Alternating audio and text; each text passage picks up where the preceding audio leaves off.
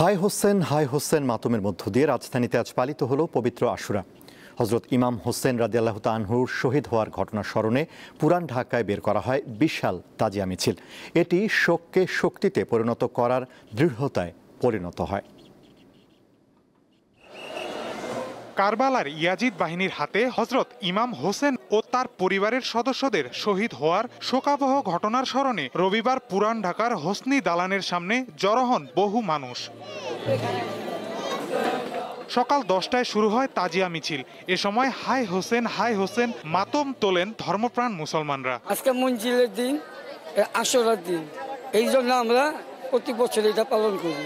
সারাদিন এখানেই থাকি যে পর্যন্ত মিছিল শেষ না হয়। আল্লাহ যেন হাসরের ময়দানে যেন মওলা হোসেনকে যে শহীদ করেছে তাদের যেন নিশ্চিতভাবে খারাপভাবে তাদের যেন বিচারটা করা হয়। হিজরি 61 সনের 10ই মুহররম মহানবী হজরত মুহাম্মদ সাল্লাল্লাহু আলাইহি ওয়াসাল্লাম এর দৌহিত্র হজরত ইমাম হোসেন এবং তার পরিবারের সদস্যরা ফোরাত নদীর তীরে ইয়াজিদ বাহিনীর হাতে নির্মমভাবে খুন হন। এ শোকাবহ ঘটনার স্মরণে পালিত হয় পবিত্র আশুরা। এই দিনটাকে যেন মানুষ ভুলে না যায়, তাই 10ই মুহররম প্রত্যেক বছর এই দিনটাকে মিছিলটা করা হয়।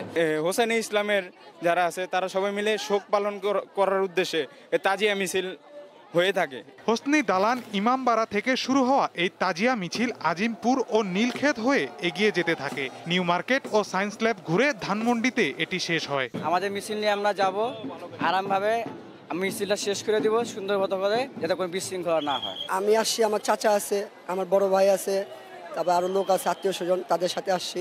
পবিত্র আশুরার অন্যতম অনুষঙ্গ তাজিয়া মিছিল। এটি নির্বিঘ্ন করতে আইন শৃঙ্খলা রক্ষাকারী বাহিনীর সদস্যরা সতর্ক অবস্থান নেন।